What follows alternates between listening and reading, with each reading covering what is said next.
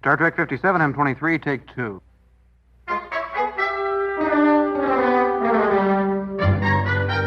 It's got Star Trek, Episode 1, the TOS pilots, the cage, and where no man has gone before. Here among a billion stars, a lonely ship streaks along an endless path. It's the mammoth starship Enterprise. Follow her trackless journey each week on Star Trek. William Shatner stars as Captain James Kirk, Starship Commander, and Leonard Nimoy stars as Science Officer Spock, half Earthling, half Vulcanian. There are hazards that beset the Enterprise and its crew on board ship and on alien planets.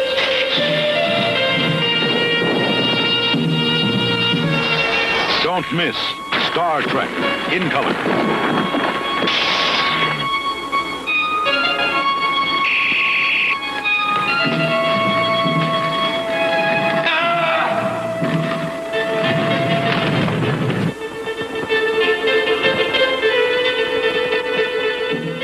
What are you even talking about? I don't know.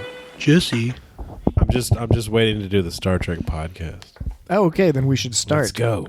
Just start. We should Star start. Trek. Nothing but Star Trek. If you start talking about it, then it'll Mr. Spock. it'll happen. Big. What's the I Love Lucy theme song? How does that one go? Yeah, that's right. Something like that. So they did this. They did the Star Trek in Desilu Studios, and when after they did that, the Cage pilot, Lucille Ball was one of the people that was like, they should try this again. She was one of the people that was sort of pro Star Trek. Like, let's give these guys a chance. Let's give them some more money. Yeah, I think she was a big supporter of them. Yeah. That's why I brought it up, because I noticed that at the end of. And then it always says Desilu at the end. Yeah, and I never noticed that. I never thought to look for it. I was wondering if that's why there's all the bongos in the theme song. Like, do you think Desi had something to do with the playing? What you mean in the I don't Star Trek? think In the Star Trek? I think it was a completely different. Because it's so that's just like the time. I know It was the zeitgeist. Although it was the zeitgeist, but those bongos were a little out of control. I liked them. I was into it. It could be fair to say that Desi Arnaz was in the zeitgeist, and hence he was contributed to the zeitgeist. He was the zeitgeist. So in an indirect, semi-direct way, the bongos in the theme song. Desi might be Arnaz is related to probably cooler than Lucille Ball. And how does the Could be. I don't know. wait and the I Love Lucy theme song, it goes do do do do do do do do, but then it ends like boo do do do boo boo boo boo boo boo boo boo boo boo boo boo boo. That's from the 50s. But then the Star Trek theme song ends like Right. do do do do do do do do do do do do do do do boo boo boo boo boo boo boo boo. Like they both end on this that was this or this horny kind of like that's how you end a TV show theme song. Maybe that's just how they all did it. Yeah, It had nothing to do with and Desi. it was interesting. Have you ever watched the Star Trek animated series? Oh yeah. The music is all inverted. It's like beebo babo doo. They do that. Was it unlicensed or something? Like, No, I think it'd be different. they just changed up the music. The theme song to Discovery does some things like that, where they purposely go the opposite direction. Well, the TNG theme song is from one of the Star Trek. It's from the first Star Trek In the movie. movie. First Star Trek movie. Yeah, that's right. The first one.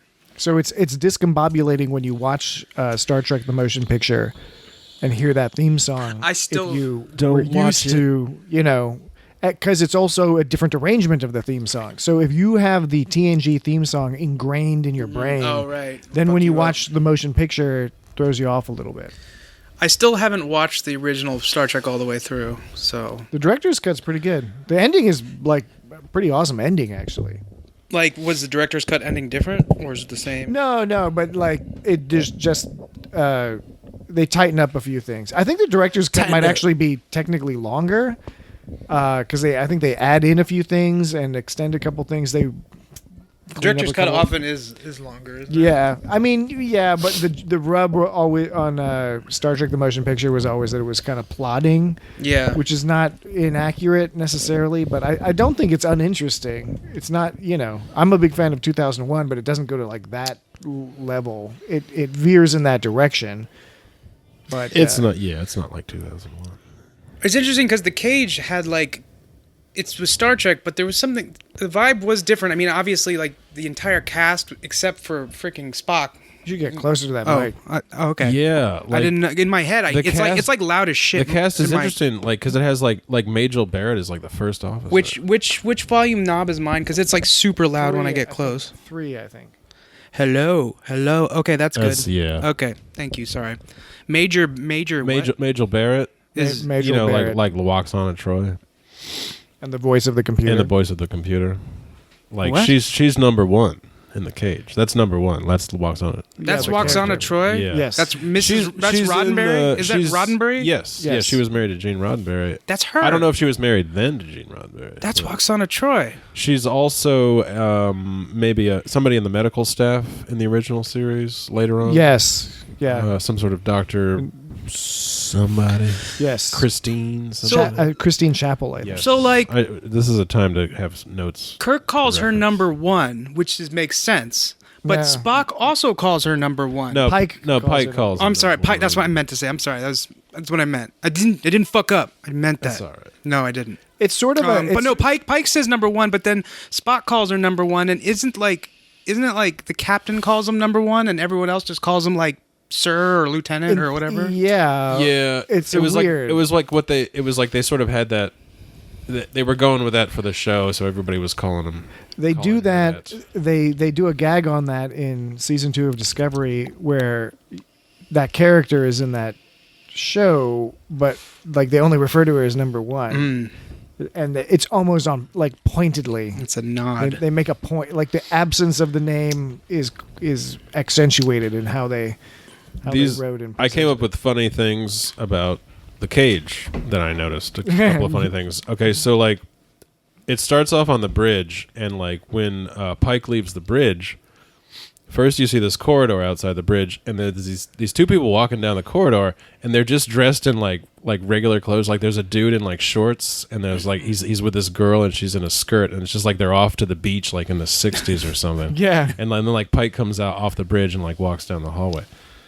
Yeah, no, there's That a bunch was of funny. There's a bunch of funny stuff. Well, I guess the first thing would be, did you enjoy it? Did you like it? What was? I liked it a overall? lot. Yeah. Yeah, I liked it It's a lot like a too. really good episode. I watched it 3 times and I liked it a lot more, even like the third time. I thought it was interesting because they, like, comparing it to, for example, Where No Man Has Gone Before. Is that what the title of the other episode Yeah. is? Yeah, Yeah.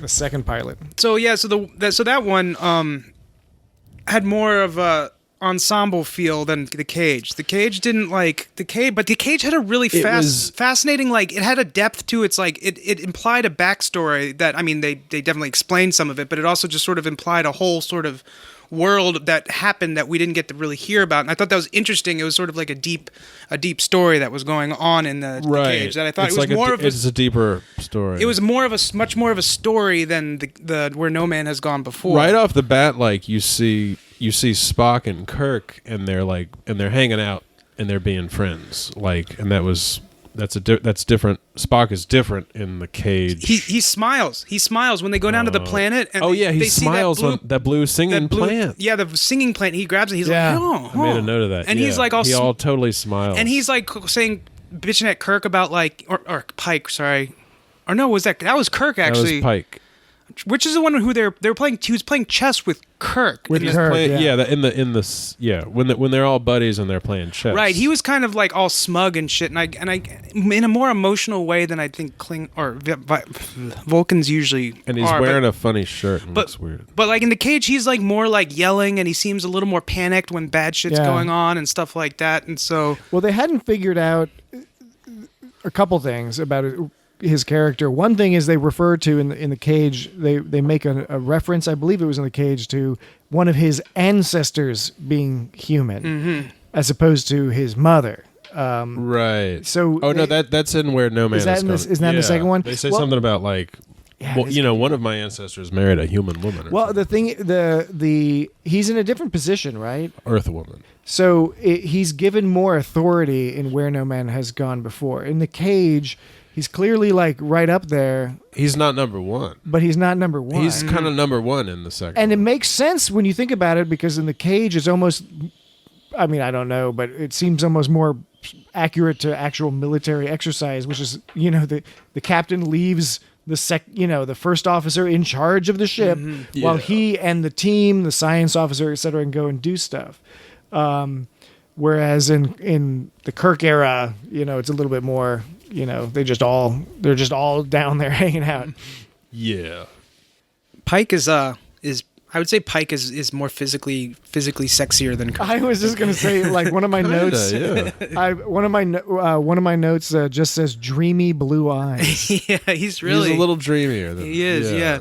I thought it was funny. The doctor, as he's like, he hands him the martini, obviously, right? In that one scene where the doctor's Yeah, Pike. right. He's like talking is about is that ice? It's like, well, who wants a warm martini? yeah. Yeah. And then like Pike's all talking about, well, maybe I'll be an Orion trade or something. He's like, what? Go trade in green animal women? Green animal women. It's like, wait a minute. Well, oh, by the way, okay, so there's so much stuff with the women in this one. Yeah, there are. Which is it's juxtaposed with the fact that you know, number one as a character obviously is one of the reasons why they didn't like the pilot, because they had a female authority right. figure. I was gonna mention that. And her- that's like pretty advanced for that era. And they Like, characterized her as being almost emotionless. A lot of her characteristics were transposed onto Spock, starting with Where No Man Has Gone Oh, that's Before. interesting, yeah. Where like they made him more emotionless, because that, you know, And they really ran with it by making like his whole Yeah. race of people. But Yeah. she was not hysterical. She was not crazy. So there's that. But then on the flip side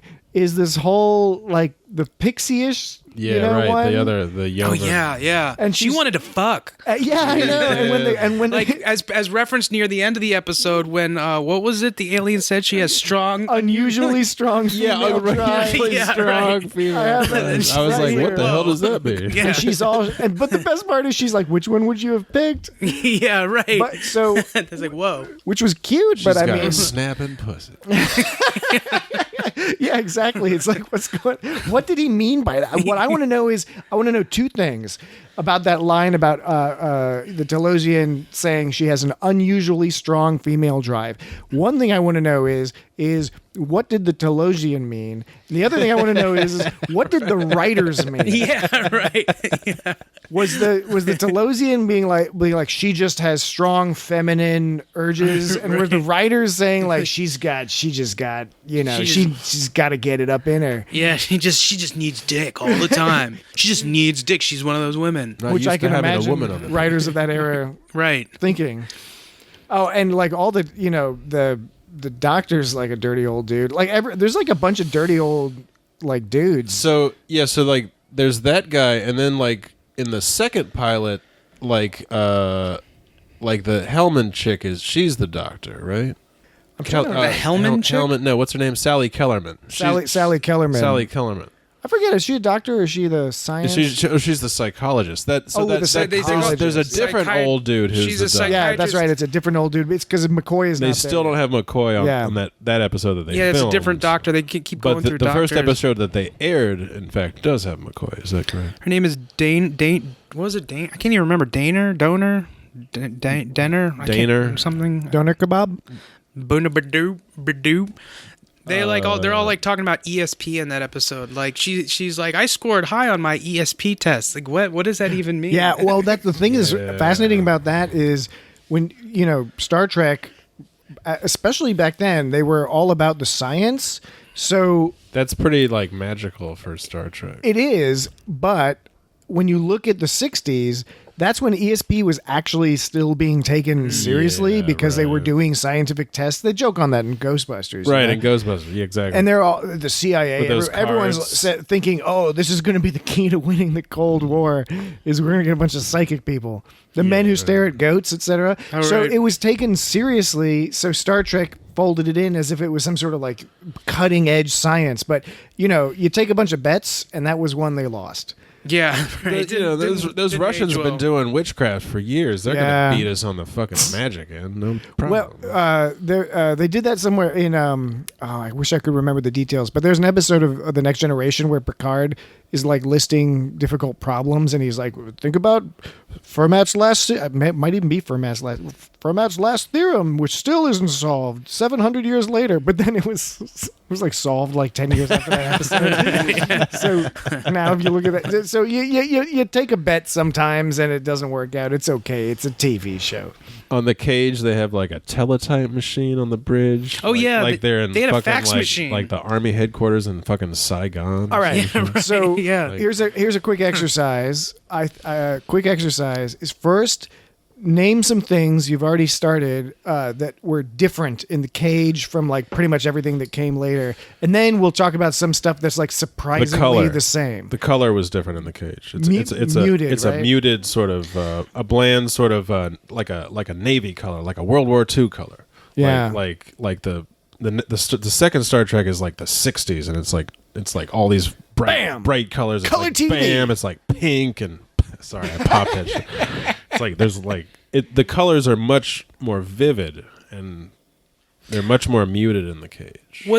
Now I watched it on Netflix. Didn't they release like a visually redone or Yeah. a remastered? That's what's on Netflix, Yeah, the HD versions. it's So the what did they remastered. do? Because like I felt like did they redo any of the effects or did they just clean up? No, the effects are redone. So the special effects, all the space shit is basically new. Okay, Mm. I was Anything you gonna see say in because the- they in the- I don't think they did that in the Cage, but in Where No Man Has Gone Before, it seemed like, for example, when they were flying into the force field and stuff. I was Yeah, like, that that's all seems new. okay. I was like, that's what I thought because I was like, wait a minute, that looks like compared to the Cage, which was everything was really fucking kind of janky. Yeah, I mean the Cage didn't even have that much space stuff. Well, the space stuff, and not to get straight too far away from what we were about to do, but I noticed like right off the bat, it was interesting. Like, so okay, well, first of all, they didn't have the open. I'm sure there's a term for it, but the open narration, in the opening theme, like the Yeah, credits, the opening yeah, credits, they didn't have like the 5-year mission, blah blah blah. Or no man. And the letters are Where different. no man has gone before. The letters look different. It's a different. This when it says Star Trek, it looks different. when it zoomed in, Oh, when it zooms in it and it shows like the through the window. That Yeah, was it like tries to show really the like bridge. it was kind of cool, but it's like a different. It sort of paints it in a different light. Yeah. Yeah. So it's like zooming in on the bridge, and then the bridge you can see. You're supposed to be able to see through it and see the crew through it, but it's Yeah. like totally wacky because they had to It's like wacky. superimpose Yeah. some image over it. It's all wiggly. And I liked it, but it was like super like it was really jarring. And when they go to warp speed and then it plays the theme again. It plays the theme, and it's like and going. it has those stars like going around. Yeah, it's like they everybody. switch the focus, they switch the opacity or whatever, Yeah, opacity right, or whatever. right. So it's like they're focusing on the scene, but in the background there's like a background underlay. I don't know what you call it. 'Cause Of like the stars. Vandalay. The song that song is Vandalay. actually called like Among the Stars or something, or Oh. out Among the Stars, something like that. Like Oh, that makes that's what sense. that's the We're title. gonna give is. this song a name. So I thought it was funny because they pulsed back and forth between one being the overlay to the beat. Like it's like, oh, now you see more of space. Now you see the overlay of the scene. Now it was like that was another kind of like, why did they do that? I don't really know, but it was It's called creativity, Dan. No, I mean it is creative, and I appreciate it. 1960s but creativity. it just seemed. It's funny that it's creativity that I liked and I thought was charming, but I didn't understand why they did it. I think that I don't know. It's difficult to It's just say. sort of a stylization. Yeah, but Yeah. I think that there are punctuated periods. Punctuated periods Punctuated period. A period is a punctuation. in various creative arts. I think certainly you see it in film where new technology comes on board, new methods of distribution, etc., and those result in like a flurry of people playing around with Yeah. these new things. Yeah. And around the time of Star Trek, you had color TV becoming more widespread and popular. Hence some of the color design choices. Cameras were still big and bulky, but they were, being able to do more with cameras. On Star Trek itself, they were filming crazy weird sets and things. Like the opening theme, the opening sequence from Star Trek is is interesting in that most of those shows, other than the Twilight Zone, which is the closest next thing, most TV shows then, you just saw clips from the show. You know, Andy Griffith, I Love Lucy, etc. You know, there was an animation where there were people just walking down the street. This was a show about space, so what are they going to show? They're just going to show the ship flying around in space. So I figure a lot of it was people just saying, let's just see what we can do, and some of it was ridiculous. Yeah. So, I mean, I appreciate it. I liked it. There was also what was it? Oh yeah, it was interesting how, like, whereas when they after the pilot, so they didn't have a woman as number one anymore. They still had women around, but somehow, like, so that was obviously, like, you know, that's sexist. Like, oh, we're not comfortable with this woman on the thing. But in the pilot, they made like a pointed effort to show that there was a woman. Like, for example, Pike at one point goes like, I can't get used to having a woman on the bridge. Right, and there's clearly already a woman on the bridge. Yeah. And he's like, as the next highest ranking officer. Yeah, right, exactly. Number one. And so it's interesting that it's like there was all these sort of like weird and like, you know, green animal women and all this sort of like. It was the 60s, well, man. yeah, like, I know, but it was interesting because it was a bad time. But it's interesting because it seemed like they cleaned up some of that stuff after the pilot. In one sense, they made it a little bit more like less in your face about it. Yeah. But on the other hand, they took a step back by like taking women off the bridge. Well, it was but think about it, right? There was a difference between respecting women and respecting women in authority. Yeah, that's true. And it's not that there were not strong women characters later in TOS and women with authority in TOS, but clearly it was something that the network had trouble with. But I will say that I think one thing it's important to note is that after Pike is basically kidnapped, and they're having that they're sitting around the conference table. Number one and the other senior staff, I guess. And by the way, I wanted to say one thing that was pretty wild is like right in this one, you already have staff sitting around a conference table, coming up, talking very politely, giving different ideas, you know, not fighting or anything. We're just discussing the plan, how to solve the problem. And that's something obviously you see forever in Star Trek after that. 10 forward. It's right there in the very, very first pilot. But what I found really interesting, if you look at that scene, it starts out with number one, and they're kind of reporting back about what happened, what they saw, and the guys start arguing with each other. So it's number one is the only woman there, and then the men are there, and they're sort of arguing with each other. Not arguing, but there's like, what about this? What if we shoot with the lasers? Blah, blah, blah, blah, blah. And they're all like talking, and then they all look to number one and they're all like, what should we do? Mm-hmm. And it was, you often don't see that on TV today where it's like this group of men are all looking at the woman who is in charge and clearly saying like, you have to lead us, tell us what to do. And then she's like, here's what we're going to do. And she gives a decisive answer. I wouldn't be surprised if that was the scene that made the network uncomfortable because they said, what are you doing here? This group of men blindly following a woman. I always thought they should have done a better job. Now with those Telosians, they could make you see what they wanted you to see. Now, does that mean like they could make you think you were touching things you weren't touching because so like why didn't they check to see that there was a hole? Because they tried to blow up the door with the laser and it wasn't working, but it did work. But they didn't bother to check. But like I guess the idea is, well, even if they checked, they wouldn't have been able to. Yeah, because they're like riding horses and sitting on grass. Yeah, I guess that's a good point. Presumably they can simulate any tactile, auditory, visual. Then they got all the ship's data. All the stuff. Yeah, it was all computer knew. Yeah. So they knew about like all those presidents up till Johnson. Like.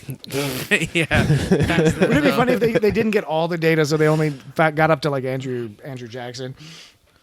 They got up to like the 60s. The 1960s.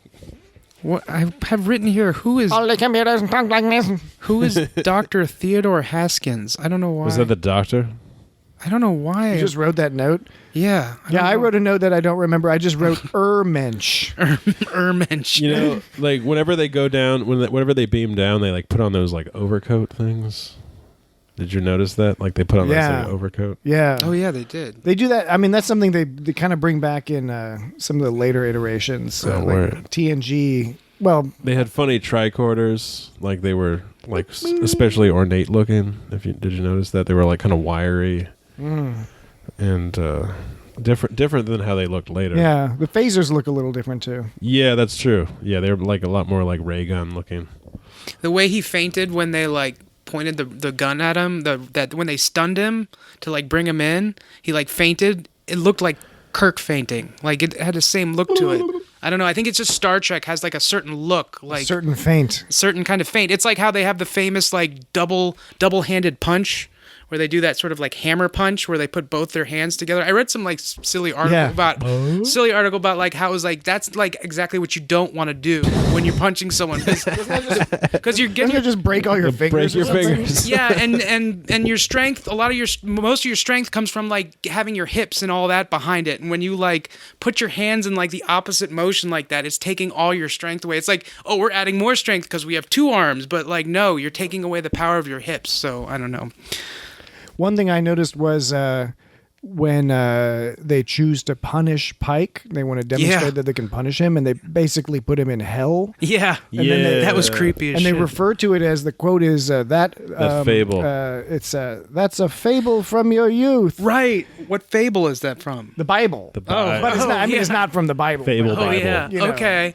Well, and what's interesting. It's not really in the Bible. What's interesting is that again they broach that they touch on that in Discovery because in Pike's background they sort of implied like his father might have been religious or something. I mean, I don't want to give too many spoilers, but they discuss that Pike is not coming necessarily from a wholly atheistic worldview, whereas that's kind of how a lot of other folks are portrayed as in the Federation anyway. Word up. I have it written about him. I did note that when they punished him, and like all I basically had written was something to the effect of like there was like really hot water and like Yeah. He said something about like I didn't put for whatever reason, now that I look at it, it's very obvious. I didn't put like the hell connection, and I was like, what fable is that from? But apparently it was Is it hell. because the special effect of his burning skin sloughing off just looked like he was like covered in soap suds? Was that supposed to be his skin coming off? I thought it was just hot water that he was like sitting in, and he was supposed to be like, I think- water's really hot. It could be, but I think it was intended to simulate being boiled alive in the flames of hell. Like, yes, with liquid, but also with flames. And, They did a good job of making it creepy to seem like that. Oh yeah, it was. oh yeah, it's creepy for sure. so like the Telosians couldn't figure out how to put a human back together, but like they look just like humans except they have the big bulbous heads. Like what the fuck was that? Like, they couldn't put that chick back together again like properly. I thought that was a pretty good effect where they like made her morph from like regular to all fucked up. Oh, definitely. That was pretty impressive. I guess Oh, they yeah. must have just faded between two like different overlays or something. Yeah, just It lock was- the camera down. right, yeah. And then I mean they move the camera away when they want to make it super, like they want to move to the next step. There was like 3 or 4 stages she went through, but like when you look closely, they do a really good job of fading like her face into that. It's kind of Most fucked up. definitely. It's kind of fucked up though, because like she was like, I can't go back to society because I look all fucked up. And then when Pike beams back to the Enterprise, he was like, she's not coming back, and I agree with her Nah. reasons. I know, right? It's like what? Because she looks all It's fucked like, up. maybe you guys. It's like never once were they like, we can probably help her. We know what humans look like. Right. We can totally help. And while I totally understand for story purposes, I've never had a problem with that concept. When they say we don't know what humans look like, clearly they have access to the memories of the humans that they can then use to Oh, most recreate definitely. Yeah, right. like these incredibly realistic worlds. So how do they not like get an image of the human? I mean, maybe she's But a little they brain look damage. they but- look just like humans except they have the big butt head. Yeah, they have the big booty butts. They're gross. The veins Booty in the butts. head like pulsating. Oh, this kind of Yeah, ooged me out. there were. I bet there was a team of 30 men squeezing special bulbs. I was to wondering. do that. I was looking at one point. I was looking at his shoulder to see if I could see it tensing up, as if he was like pumping some kind of like thing to make the. Because that's what they do on SNL, basically. Yeah, I bet somebody else did it. I bet somebody sat below their robes. So there was like going between both episodes. I feel like so there was like the weird pig monkey in the cage when in the cage part of the cage Yeah, when he was looking. and the bird guy. The weird bird guy. It was funny because the bird guy they made it that was moving all slow mo for some reason. Yeah. They made that one all jerky and It slow was mo. weird. Yeah. But there was the pig monkey guy, right?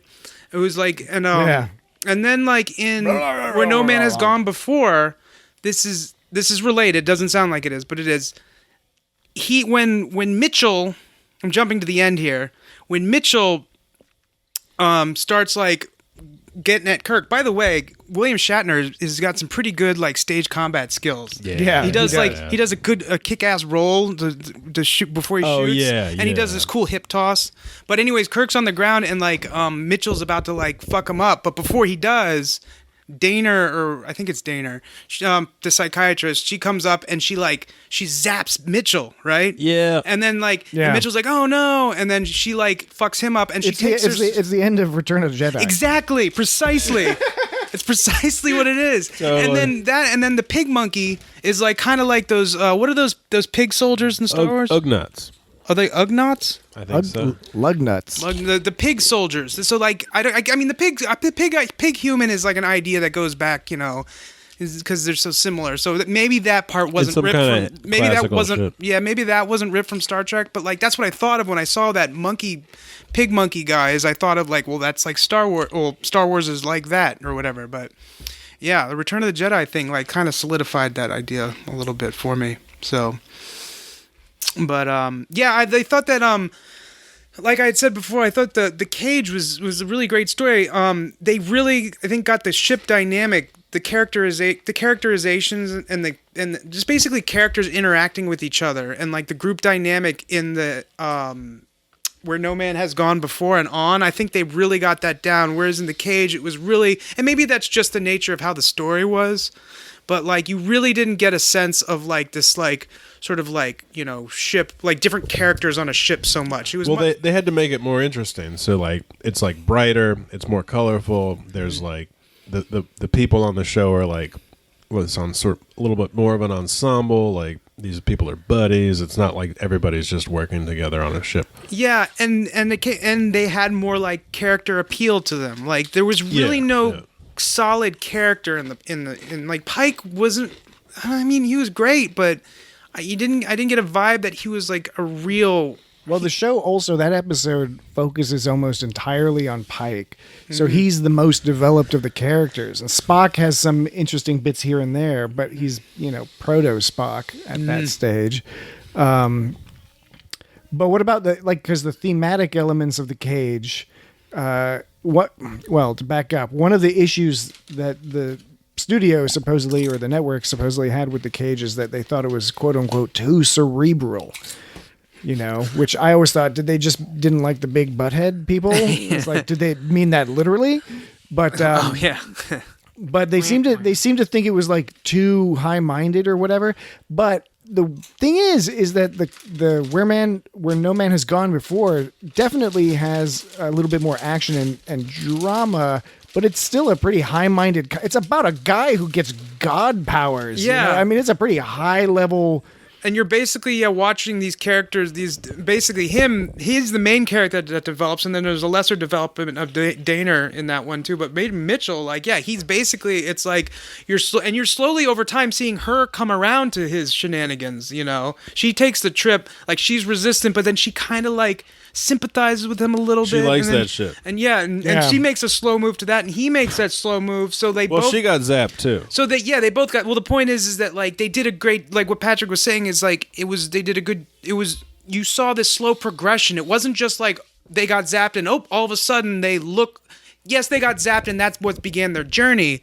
But like it wasn't like they got zapped and suddenly they were acted like god, like childish gods or whatever. It's like you saw the progression, which is pretty high-minded. Yeah, to think of like what they must be going through, and then the other characters to sort of predict like, well, what's going to happen when he becomes a god? We're just going to be like a bunch of mice to him or something, Well, I mean, so as we ease into the discussion of that episode,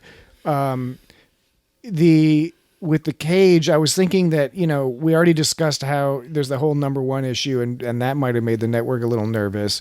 And I think another thing is that Captain Pike. I mean, the episode starts with Captain Pike sort of complaining about being a starship captain and being somewhat. I can't remember if he was bored or what, but he was bummed They had out. just had some kind of. They had just like done some kind of action. Yeah, and, there was some And war he- stuff. people had died. People and died, and he stuff. was like fucking sick of it all. Yeah, and Because that one chick that's like the new chick on the bridge, she was like a replacement for somebody. that's right. Well, and that's sort of that's a vaguely anti-war, very hippie-ish kind of message that maybe they were a little uncomfortable with because at least at the beginning, there are plenty of anti-war stuff in the remainder of TOS, but Kirk is certainly more gung ho, and in fact, all the crew are pretty darn gung ho about being there and doing the job. I think though, like the issue of too like cerebral, at least with where No Man has gone before, at least when you're watching these people sort of progress to this god status, like it's getting involved with a character. It starts off as a relatable person and it turns into someone just completely unrelatable, but still having aspects of it that still remain relatable as a human. So you can lose yourself in that character without having to think too deeply about it. The thing with The Cage is it was a whole story and it presented a whole backstory. And the Telosians were just sort of like uncaring, unfeeling looking things, sort of examining humans like they were bullshit or whatever. And so that was more of like, just a straight story with like this sort of implied like whole other background that you could make a sideshow, a spin-off about like the whole Telosian, like the wars that went on at that planet and stuff. So I can see like whenever you get like this sort of idea where you have to empathize with characters and things like that, and you have to feel yourself in their place, that's sort of hitting on a part of us when we watch that we can feel it and we can think about it, but it's much easier to sort of get lost into sort of the emotion of it. It could just be that is a problem that Roddenberry had, that when he's left largely to his own devices, as in The Cage, as in the Star Trek the Motion Picture, as in the Encounter at Farpoint, the pilot to TNG, it could be that left to his own devices, he goes too broad, too high-minded, strays too far from the character and emotion.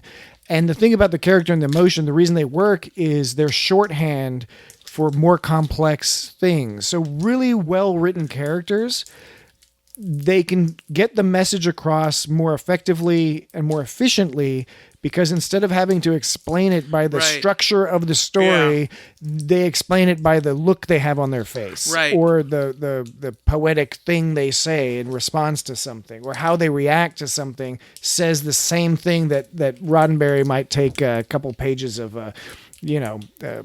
emotionless aliens standing there and lecturing, for.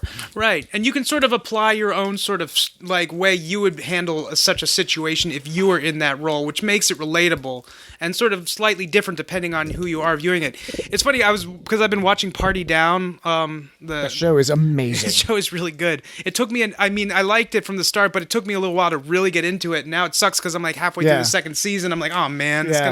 But I just saw an episode where it was with Steve Guttenberg, and he was like helping Roland, Martin Starr's character, I think it's Roland, because he's all into Roland is like into writing hard sci-fi, and so like Steve Guttenberg is insisting that they like play out his writing, because he's all Guttenberg's all super supportive of like everyone and everything in that episode, and he's also kind of a weirdo too in his own right, but yeah, it's funny because like when they initially do Martin Starr's, because you were talking about Gene Roddenberry, when they originally do Roland Martin Starr's scene, it's like really unrelatable, and it's really just like a bunch of like sciencey like sort of like words and sciencey words, and science, and there's just kind of you're just kind of like ugh, and then like Steve Guttenberg rewrites it and adds all this like these characters, this one's dying and this other one's in love with that one and all this, and then like even Roland's like, wow, that was really good. So yeah, maybe there was a little bit of that going on. But at the same time, I didn't, obviously that was an exaggeration because I really enjoyed The Cage. I was really into that, like, that sort of idea is like, wow, there's this like you really got this sort of vibe, like there's this whole race of Telosians and there's this whole history with them and there's all this shit went down on this planet. And they're like, living underground. They're trying to breed new, like they want the humans to be basically... the question, this is the question of the slavery aspect, right? Because they're kidnapping people and they want to breed them to work their planet now that their planet is slowly recovering, and they want them to make their planet recover more quickly and better so the Telosians can basically have a civilization continue, right? That's fucked up. But it's like some super fucked up shit. And I love the fact that in the story, the Telosians are not in any way shown to be evil or anything. They're, from their perspective, it's perfectly reasonable. They're like, well, we can't do this. We can't do this. And in the end, there's no guarantee that they're going to stop their plans. It's not like Pike won in the end. Yeah. All he did was win freedom for himself by being sort of obnoxious. And they were like, this guy's too difficult to deal with. We're going to have to go to plan B and then we'll go grab some Klingons or something. Right. Well, and so like Pike sort of like was the representation of that. But ultimately, as the episode sort of it's funny, like, he could have gotten free regardless of what he did because what set them over the edge was all the history they read about the humans. Yeah. They were like, we read your history. You guys are too fucked up, man. Yeah, you guys are pieces of shit. So did Pike even really do anything to get his freedom? No, but he represented what that history They only read showed. like up to the 60s. They didn't even read the shit that came after. Yeah, right. I've heard that argument before, but that's also, they talk about that in like Blade Runner and there's a few movies where or like Indiana Jones, where nothing they do, the main character does actually affects the plot in the end. Like everything that happens would have happened whether or not the main character was involved. I think Indiana Jones is one of those movies. Doesn't make it a bad movie. It's just a weird quirk of the writing. But I have a question, a sidebar question. Clearly, kidnapping humans, trying to force them to mate and breed a new population, bad plan. They decided correctly that wasn't going to work. Do you have a recommendation for which Star Trek alien species they should have gone after? Wow. Klingons probably a bad idea. Klingons would have... They're talking about violence. What about the Bolians? Which one were the Bolians? I can't even remember which one the Bolians were. Aren't they isn't that like Mott the barber? The ones that are bald and blue? Mr. Mott. I'm looking at Google. It says Boolean. Wait, Boolean? The Boolean. Hey, you can marry, you can date a Boolean, but you just don't marry it, okay? I'm comfortable with you dating a Boolean. Yeah, right. The barber. Yeah, that. I was thinking for some reason Phlox when I was like, he's not a barber. No, yeah, the Bolians. Do you really ever get much of an idea of what they are? What about Rom or Rom? Not Rom. Morn. Oh yeah, no, Morn. I get a feeling that race secretly can fuck people up somehow, though. I think so. Race. Well, the gag with Morn, of course, is that he was a chatty Cathy that would never shut up. Right. Yeah. Well, it's hard to... So they give some hints, I guess, as to... So, okay. Y'all got any hints? Well, when they had them... When they had them Pike captive, they were like, well, their intelligence is shockingly limited. But they also said that they are highly adaptable and they have excellent memory capacity. So you're impressed by their adaptability and their memory capacity, but you still say their intelligence is shockingly limited. So I don't know what fits that boat for an alien Well, I race. mean, intelligence can be measured in different ways, and clearly... It's the human condition. They meant... The human condition. They were implying... I mean, I'm guessing that they were implying by intelligence, they meant like just the speed and processing power, and they're obviously not psychic and telekinetic. Right. So yeah. So they have limits compared to them, but on the other hand, they might be more adaptable. I mean, this is an alien race that does not seem to be particularly adaptable since they screwed up their planet, and they adapted by moving underground. Good for them, but that's becoming rapists. Yeah, I know, right? Well, and don't forget we saw that they had a menagerie. That's why the later episode that cannibalizes the cage. It's called the menagerie, but they mention they say the menagerie in that episode, but in the episode The Cage, he talks about a menagerie, and I was like, he said the thing that they probably. And we see some of it. We see some of those creatures vaguely hinted at. It would have been interesting to see some more, to see what other things they were kind of experimenting around with, and for what purpose. So, looking at the different races, I'm thinking about, Bajorans were historically, enslaved, but I don't think that would be good because they're feisty, Are you suggesting Bajorans are highly enslavable? I mean, I felt like it was controversial to even bring it up, but well, I mean, forget about the slavery aspect. Just like obviously, it's taken for granted that it would be an act of violence to kidnap people and populate a planet, but in theory, they do it. A few generations pass, and they trick everybody somehow so that the generations that are thriving don't think of themselves as slaves. They just think of themselves as living and farming on this planet, and occasionally helping out the creepy old butthead people. I'm gonna go with the most the race that they should have picked would have been the Ferengi, I think, because the Ferengi, all you would have to do is make them think they were rich. And they'd probably just be like, well, I know I'm not really rich, but I might as well be rich, Ferengi can be very hard workers. And as long as you give them, I mean, you can give the illusion that they're like, they're already enslaved by capitalism, man. The Ferengi might be slightly obnoxious in the sense that they all might try to sexually harass the Telosians. Because the Ferengis kind of have a butthead thing going too, and they might be like, ooh, tiny ears, but that's a big cranial knob. Oh yeah, they might feel threatened. I think they dig it. I just think that kind of like what's his name from The Matrix. Joe Pantaleone, Joey Pants, Cypher. Yeah, he was like, I know this is all bullshit, but I want to pretend that I'm living a wonderful, real, amazing life, but I don't care if it's bullshit.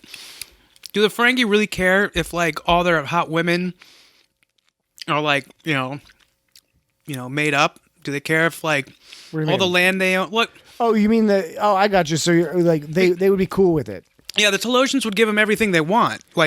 Mentally, they would make the illusion that they have everything they want. I think yes, but given that this is Star Trek, I think if that were the case and it were successful, there would be some episode of Star Trek where one of the resulting Ferengi, 10 generations down the line, would be like, I don't know if we should be happy with this. And would make a big deal. Yeah, but the question of which race would work best. I mean, who could be better? Who would be better than the Ferengi then, I'm concerned about the Ferengis. I don't know. I just don't know enough about their agricultural and industrial capacity. They're very clever people. Right. We don't know enough about how things actually function. We know they're good with technology and stuff. I don't know. I mean, so in order to be enslaved by society. In order to be enslaved by the Telosians, to help the Telosians get whatever the Telosians want done, we want a race that's going to be most willing to succumb to bullshit, right? I think that's a good point. Like the Ferengi are all about cutting a bunch of deals and making profits, but doesn't it seem like there'd be some other people that are doing the work for the Ferengi because they're super capitalist, so somebody's eventually going to get then maybe that's the angle. Maybe that's where the Telosians made the mistake. They tried to create their own population when they should have just hired some Ferengi, the equivalent of a real estate agent, because the Ferengi would be I know a guy who knows some people. Well, why did the Telosians want the humans in the first place? To make a race of people, make a civilization of people, to mine the fields for them, basically? Is that what they wanted? That was the way they described it. Is you will have a new Eden and you'll start a whole new group of people. Because they happen to have another human already. Yeah. What did they want? Did they there weren't? I mean, how many Telosians were there? And were there female Telosians? 3 or 4. They wanted them. So the deal was that the Telosians. This might be some flaw in the writing. I can't quite remember. Yeah, because I never really got the full gist of their motivation. The implication, which is maybe giving them too much of the benefit of the doubt, but the implication is, what they described was catastrophe, implied maybe wars and ecological shit, and then they have to go underground and that's where they moved their civilization, and they're like they ended up becoming super smart, which is great. And over the period of time that they were underground, like whatever horribleness was going on above ground like dissipated at least somewhat, and was now to the point where you could start to do something. But the problem is they'd been underground so long that they turned into brainy mega dudes, and no longer had the capacity to do the hard work of replanting, basically of almost terraforming their planet to fix it. They're too addicted to mind rape. Yeah, yes, exactly. Like the mind rape in terms of effort and enjoyment, better than farming. So they just needed people to farm for them, basically. Yes, and I'm using farming as a shorthand because I think farming is included, but the implication also was we've got like some animals and shit, we've got some cool plants and shit, we want you to go plant that shit around. So plant it all around the thing. So not just like planting like corn or whatever, quadriticale. It's not like they were just going to be like growing quadriticale. Fields of quadriticale, just from here to the horizon. There might have been that, but they also wanted them to like go around planting plants and like essentially creating little ecosystems so that the planet would be nice. And then the Telosians would then come out of the caves and be like, kick ass, our planet is all super chill and nice, and we didn't have to do the work. We let these dudes do the work, and we treated them nice in the process. But like they were strong and muscular. And it's slavery. The implication though was like it's slavery, except we'll give you all of your wishes, all your indulgences you could imagine. All like they were offering that. Yeah, they were offering that, and I guess they would offer that to as many people as needed it. So would that be enough to motivate like the Ferengi, or would you need a race that needed to be like more like pounded into submission? I don't know.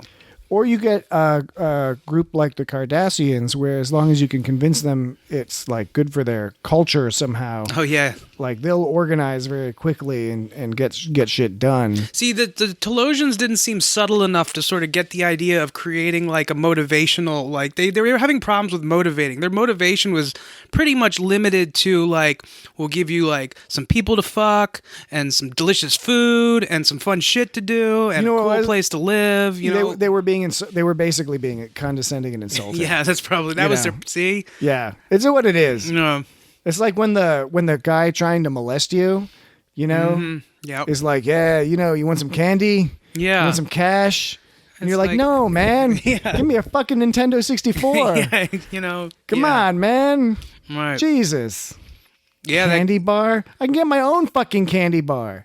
That guy in Different Strokes that tried to molest Arnold. Yeah, he had with a bike. Yeah, Gordon Jump. What? The actor's name was Gordon Jump. Gordon Jump. He's been in other shit, right? Well, he was in Seinfeld, and like the last season, he was George's boss. Who was the guy in Webster who played Webster's estranged father, who was a diabetic, and then I don't remember. And then George thought he was a heroin junkie, but then he was like, "I'm a diabetic, George." I don't know. Anyways, that's kind of neither here nor there. It's true. I don't think I watched a lot of Webster. I watched a good amount. I mean, I think I watched more Different Strokes. I watched them both. So we have to talk a little bit. We got to wrap it up soon, but we got to talk a little bit about wrap it up. Where No Man Has Gone Before. Which we've already, of course. Oh, by the way, the topic. Yeah. Any closing initial thoughts about the cage? Two things. I want to know who the actor was that played that like barbarian warrior that Pike had apparently fought, because he looked like fucking what's his name from 007. Who's that guy? Sawface or Kalar thing? Who's that guy from 007 for James Bond movies? Who the Sawface, Toothmouth, metalhead? Right, that guy. Jaws. Yeah, he looked like him, but he probably metalhead. Isn't that He's a Ninja Turtle. Yeah, I was gonna say that's Teenage Mutant Ninja Turtles. I will see if I can find out who plays that character. And the other thing is, I swear that the alien dude was a little wall-eyed, and the woman, crashed woman girl was like kind of cross-eyed. I think she was cross-eyed. I think she was a little bit cross-eyed. I kept looking at her. I was like, your eyes look. You look beautiful and everything. I think that was the thing back then. Does it have a little bit of cross-eyed? Yeah. Kind of like a cat that's a little cross-eyed. It's cute. Now, Dan, the person you were looking for, was it the anthropoid ape, humanoid bird? Now those were the anthropoid ape. Yeah, that was the one that was comparing to when Star Wars. Yeah, that was played by Janos Prohaska. No, but that's Janos. not. But that's Janos. Janos. But that's not the person I was asking You're about. I was looking talking for about someone else. Was it called the barbarian dude. Kalar? The Kalar? Yeah, Kalar. Yeah, The Kalar? That's that Kalar, giant- giant dude, and he like stabbed him in the butt or something. Let me see here. It says Michael Duggan, and that name is familiar. And Hacksaw King Jim Duggan. The Destructors, Andy and Clyde. But let me see. Oh, here. and also I have to make a note that this is, and I have the timestamp because it's amazing. You don't have to. I have to because it's amazing, and I even paused and took pictures of it. At 24 minutes and 24 seconds, Vina, that's right, Vina, she makes an amazing face. Like, it's the most out of place, jarring, hilarious, like almost like Valley Girl, kind of like humorous, but supposed to not be humorous. What's the context around it? They're in fantasy land, and she's trying to convince Pike that he wants to be with her, and they're in like fantasy world. Were they in that park? This was before she fought the Kalar. Is that what you said, Jesse? It's Kalar. Oh yeah, so I think it's a Kalar. Kalar, that's where they were. They were in that scene So that's what before they call they appeared, and there was like that castle in the background or whatever. And he's like, "Where are we? Oh no, we're here," or whatever. And she's like, "Yo, no, the guy's here." Blah, blah. And you hear a roar in the background. It's like Rigel. And it's all like, roar, and there was some kind of noise in the background. And she looks at him and makes this winky face. It's like, and then she like turns around. I have a picture of it, which does not do anyone any good. But, We'll post it on but it's, on the informational feed. Right. But the picture doesn't even do it justice. You have to see that 1 second. It goes roar, and she goes like. All right, listeners, everybody, Dan's going to give the timestamp again. We're going to make note of it because everybody, it's an assignment. You have to see this. See, it's everybody on Netflix. It makes or it wherever. It makes it the podcast interactive. Interactive. I was gonna say interactionable, and I was like, that's not the word I'm We looking. can sue you. Interjectionable. Interjectionable. It makes it feel like people feel like they're really here. Anyway, so yes, 24 minutes and 24 seconds. 24 minutes and 24 seconds. Yeah. Oh yeah. And And 24. 24. 24. I 24. swear. That is very easy to remember, folks. It is. And at home, jogging at the office, driving into work, sitting on the subway, trying to ignore the guy next to you. 24, 24, 24 colon 24, Netflix, anywhere you want to go, that is going to get you to this scene. 24 for our international listeners. Yes. In Spanish, the international language. ubiquitous international language. In fact, I they think call English it is the international. no. The Spanish is the lingua franca. Also, when the Telosians were looking at them on the TV, that TV looked like the TV out of Space Ghost Coast to Coast. That's good. It's awesome. It's like, what the fuck? I think that's cool age morph. It wasn't age morph. It was a fucked up face morph. Yeah, I think that's all. But they did a really good job of it. I was actually amazed. It might have been really simple, but it looked really good. Yeah, I don't know. Okay, so yeah. So if we're moving on to where no man has gone before. At 4108, they say menagerie. Okay, I'm sorry. That episode's like an 4108. hour, 3 minutes. Yeah, it's a long one. So in where no man has gone before, another episode I liked quite a bit. I thought the story was good, and you already mentioned Kirk's awesome. Shatner's awesome moves and wiggles and wangles. They started getting Spock. Closer to real Spock. He was closer, but he was still. They had the Vulcan smugness, but he was still a little too emotional about his smugness. I thought. But Yeah. They were much more Spock vibe. He was wearing a yellow shirt and he had a lot of sort of yellowy makeup on. Yeah, they Sort of did. They blended didn't switch. together. Yeah. I'm sorry. I just realized that was an asshole thing for me to say. He's like, Spock was a little too emotional. It's like they fucking made the show. I didn't make the show. I'm an asshole. I'm sorry. Well, we know you meant in relation to where the character ended up. Yeah. It was still in development. I mean, that was like the first episode of Yeah. Star Trek as we know it. And and a lot of, and I think a lot of what we got, and Roddenberry did a good job responding to the network concerns, and he caved to a few things. He squeezed in a couple other things because the story, as we said, was still very, high-minded and interesting with the whole absolute power stuff.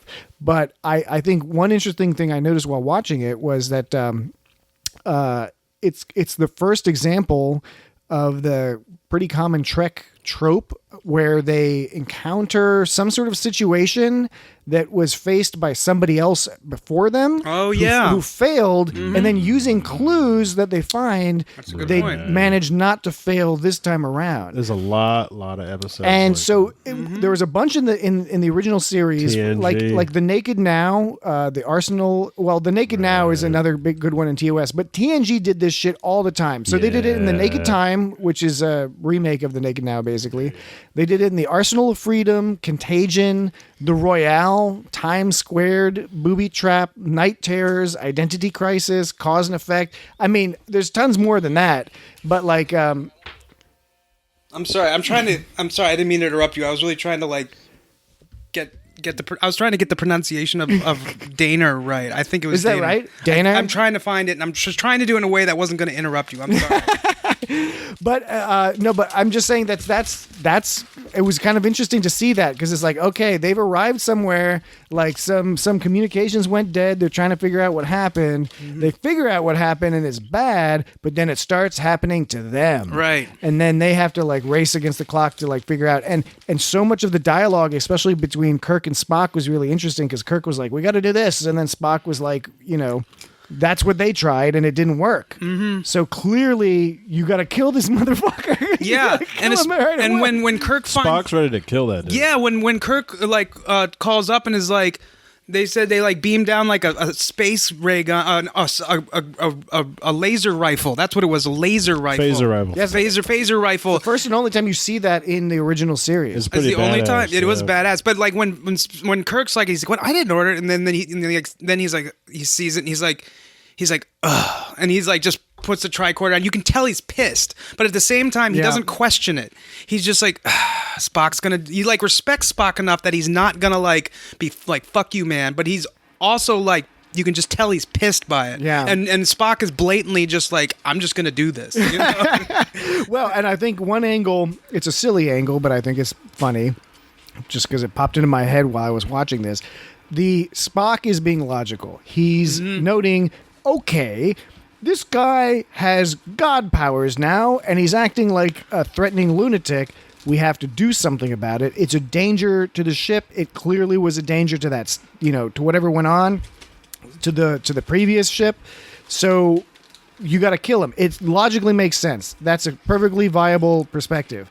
The other perspective is that fucking Spock had it up to fucking here with this best buddies, Gary Mitchell and James Kirk. And Spock is like, come jealous. on. Spock is like, I want to play some fucking 3D chess without being bothered by this piece of shit Gary Mitchell, who, by the way, was kind of an asshole at the beginning of the episode. Walking freezer unit, is he called? Yeah, and when she gave a line back at me, he's like, "Hoo, got a live one," basically. Yeah, I mean, he's kind of a cocksucker. Yeah, right. He's kind of an asshole, but and Spock's like, "I've been awesome this whole fucking time." Yeah. and I have to deal with this fucking Spock was totally friend zoned by Kirk, and like Gary Mitchell, Spock is like, he doesn't treat you well, James. Yeah, right. He talks shit behind your back.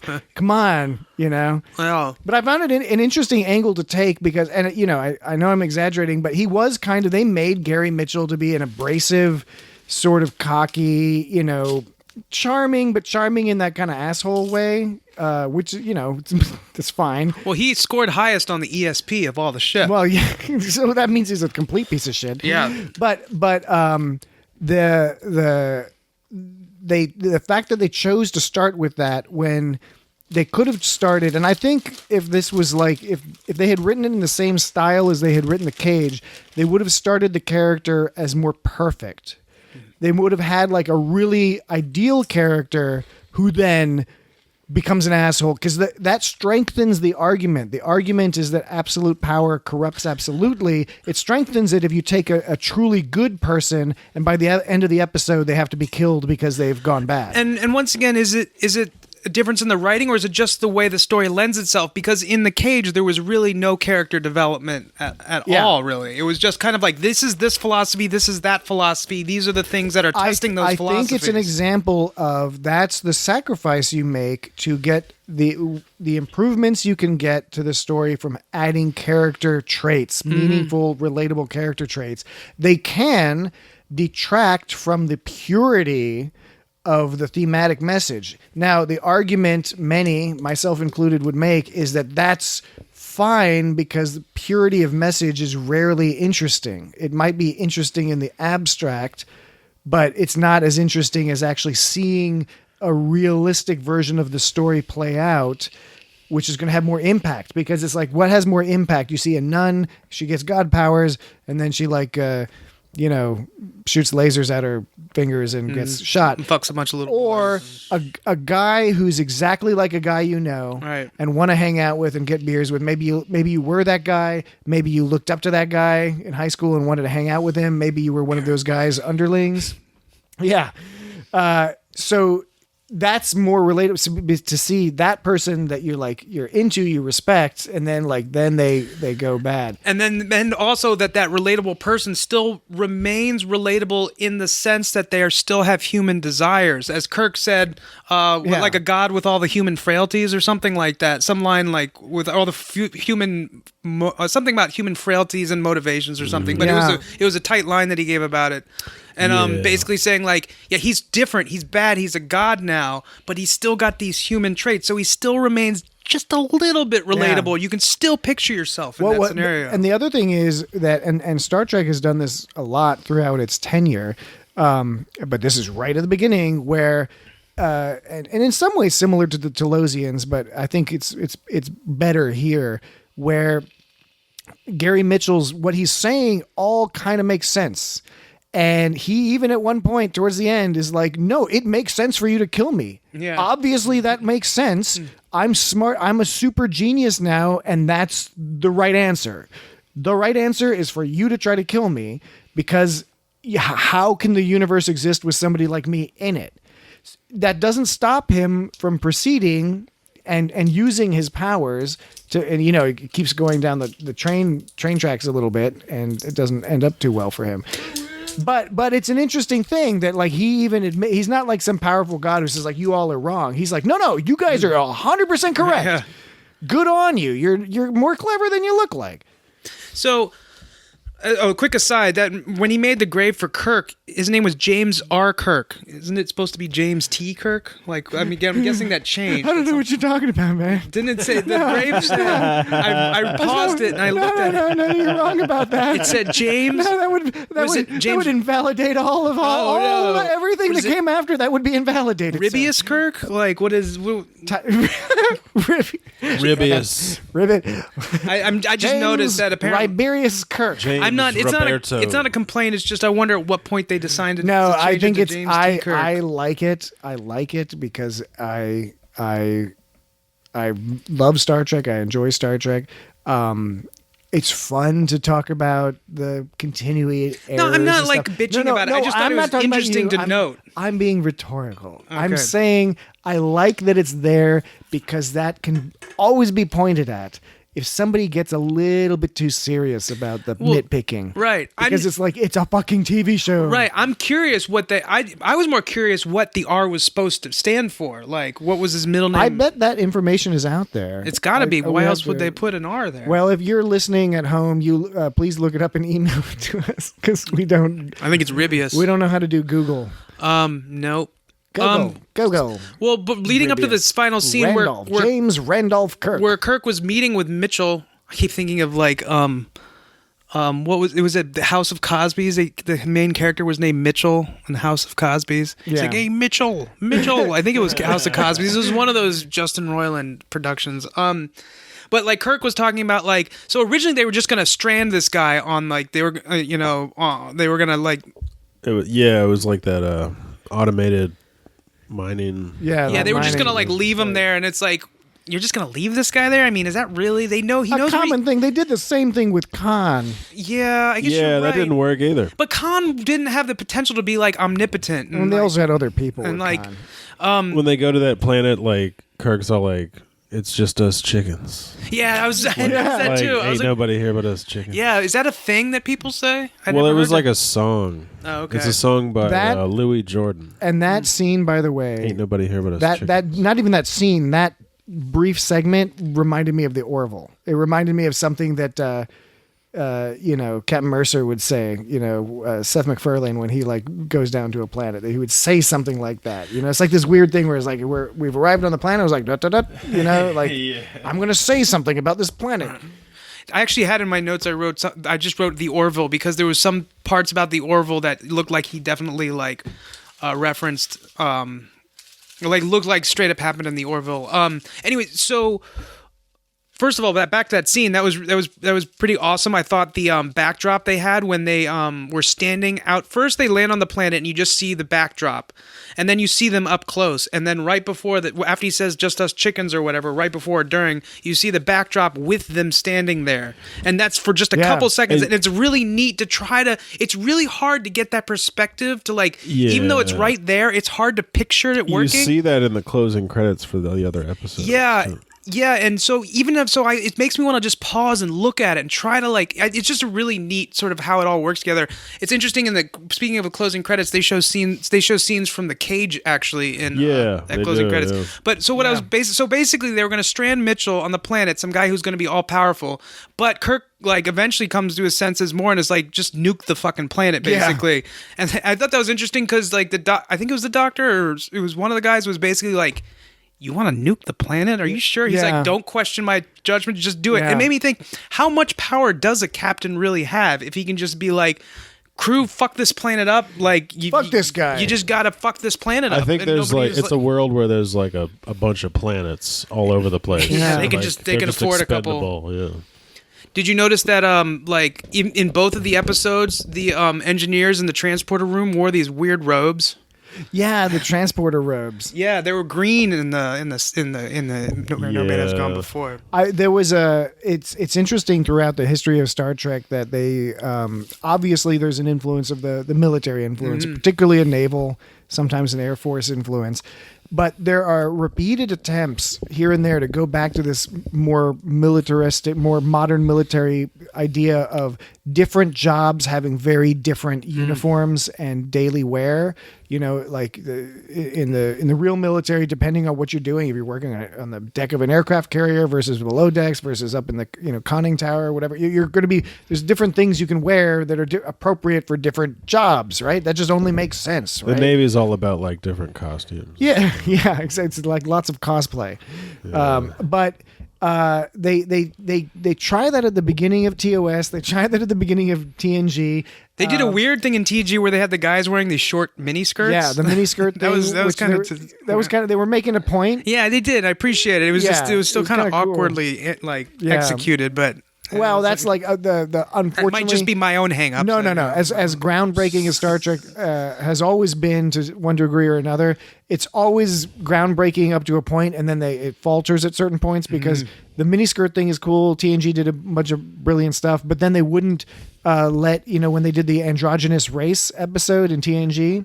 There was still you could still tell it was like women. Well, basically.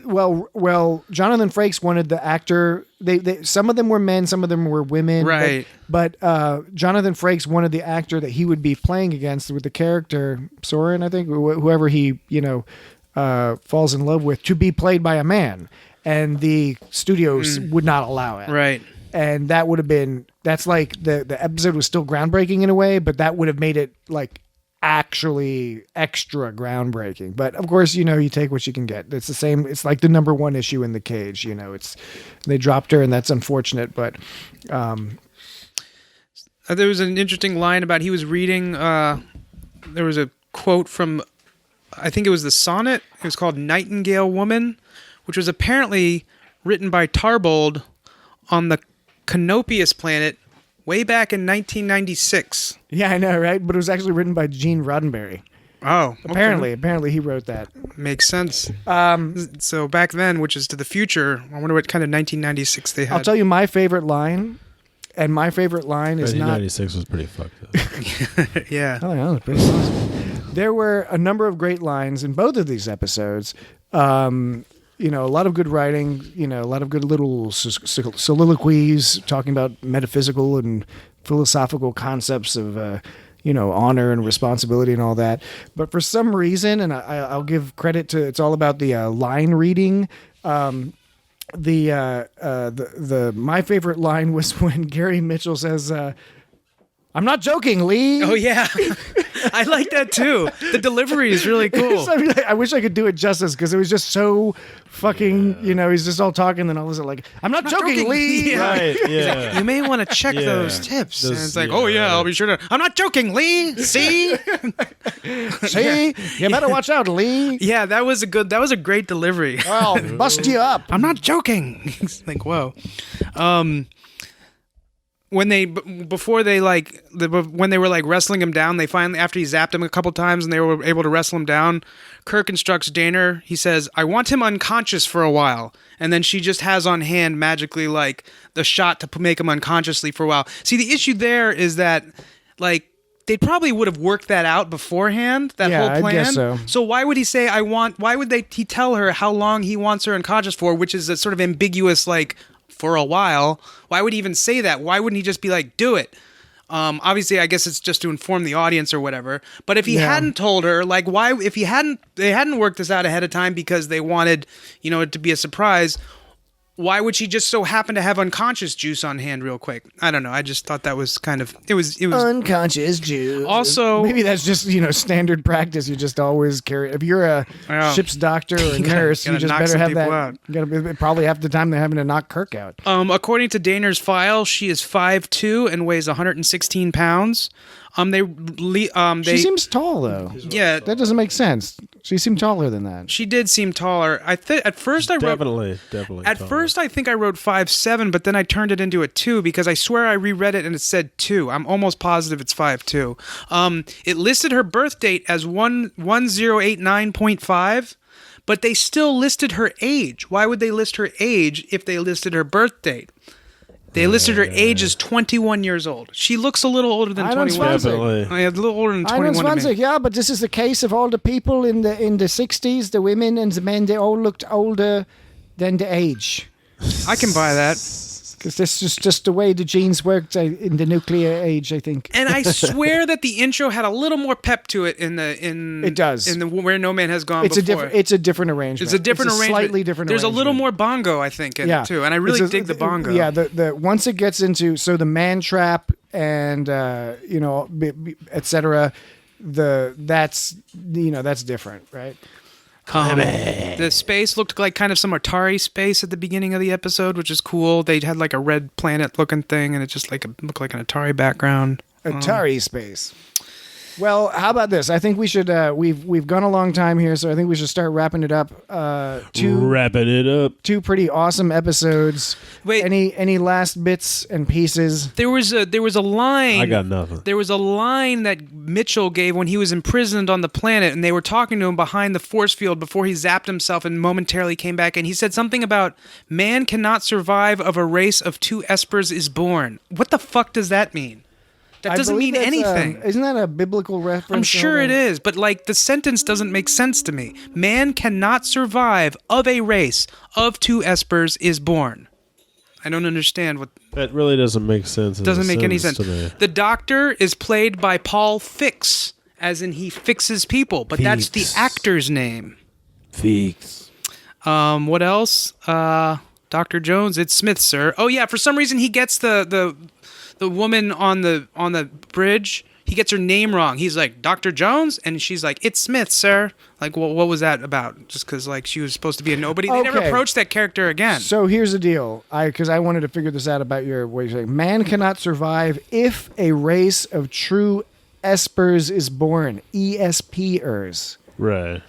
ESPers. Okay, and it says if, and I swear I turn on closed captioning just to get it right. Maybe the closed captioning spelled if as of, Because I had it as man cannot survive of, which makes no sense. But if you say if, that makes sense. So I think the closed captioning might have fucked it up, or I That's just possible. or if It's a weird line. or I just It's a weird line. or if I just misread it. But that makes more sense. Man cannot survive if a race of 2 ESPers is born. That makes a lot of sense. That makes a lot more sense.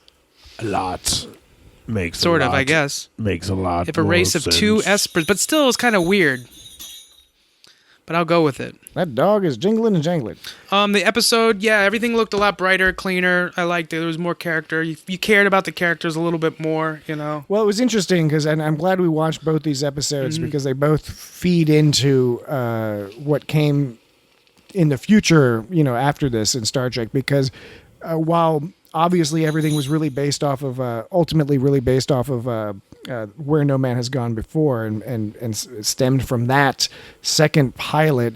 They go back and they reference not just story wise, but you know, sort of thematically and other things. They do touch on stuff from the Cage. There's the bones. It still laid the foundations for the thing. And of course, now you're starting to finally have fun with it. For those who haven't seen Discovery, you should check it out. In season 2, they bring in Pike, and that takes place after the events of the Cage. But yeah, I want to rewatch that actually. And it's interesting, and they do a good job. Anything in Star Trek about how Kirk replaced Pike? I forget. I don't remember if there's anything in the canon of Star Trek. I think the implication always was that Pike retired and then Kirk took over. Because later in the menagerie, when Pike has his accident, people I think sometimes people think that Pike had an accident and then Kirk took over, but that's not what happened. Pike had long since left the Enterprise and possibly even become an admiral at that point. I forget exactly, but he then died in an accident where he was like saving somebody. He didn't die. He got injured in the accident where he was saving somebody in whatever his role was at that time, perhaps at Starfleet Academy or at some other scenario, but he was doing something else. Pike is no doubt sexy as shit, but like Kirk, you really feel his struggle more with the way the lines are. It's the difference between Pierce Brosnan and what's his name these days? James Craig Danielson. Craig T. Nelson. Yeah. There was they're constantly emotion shaming Spock. Yes. Like all the time. Like even at the end of the episode, Spock's like, yeah, I feel bad for the guy. And Kirk's like, you piece of shit. Yeah, right. No, he really was. Yeah, I forget. And there was at one point, and then Spock, of course, is all like, it must be one of your Earth emotions. Yeah, right. It's like, what does that mean? I mean, your Earth emotions. There's good people on both sides, as they say. No, but they are kind of fucked up to Spock. That is a fair point. Anyway, okay, that was cool. So we'll do more of this. Next time, it's going to be Encounter at Farpoint, parts 1 and 2, or just the whole thing. Oh, we're doing pilots. Pilots, that's right. We're going pilot to pilot to pilot. We did 2 pilots this time. So the preview for the future, right? For the future weeks, because we did both pilots this time because they both inform Star Trek moving forward, right? And it was unusual first time, as my understanding, the first time in history that a television show got a second pilot.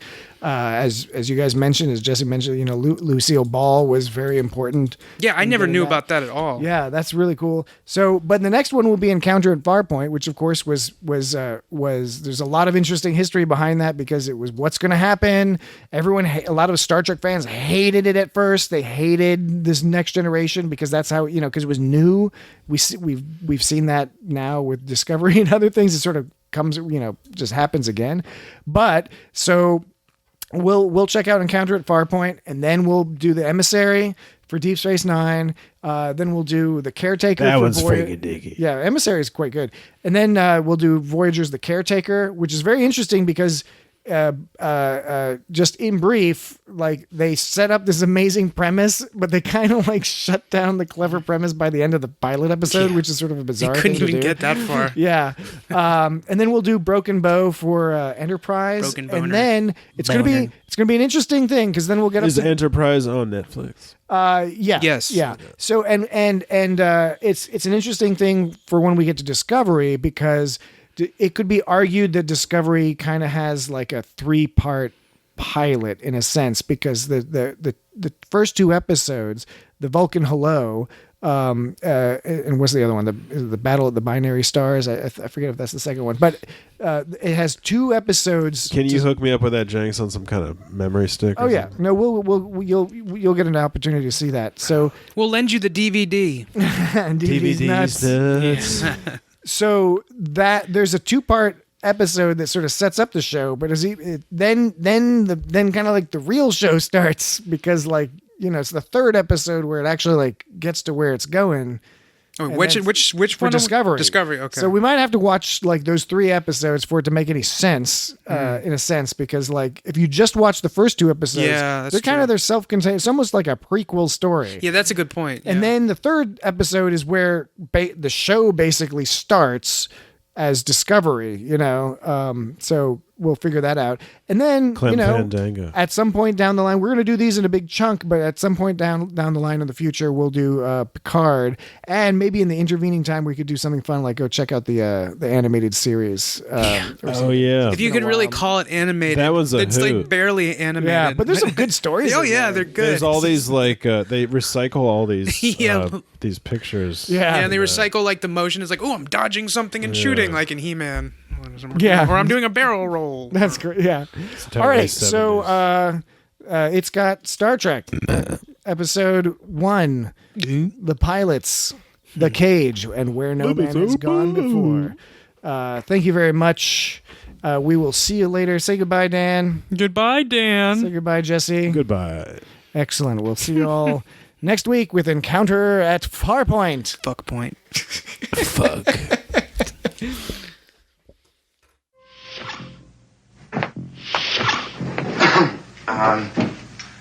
I was on my coffee break. I thought I'd check up on... Yeah. That's okay, Lee. Come on in. Don't let the light in my eyes bother you, pal. It's all for our good-looking lady doctor here. Yeah, sure. So how go the repairs? Well, the main engines are gone. Unless we can find some way to re-energize them. You better check the starboard impulse packs. Those points have about decayed to lead. Oh, yeah, sure, Mitch. I'm not joking, Lee.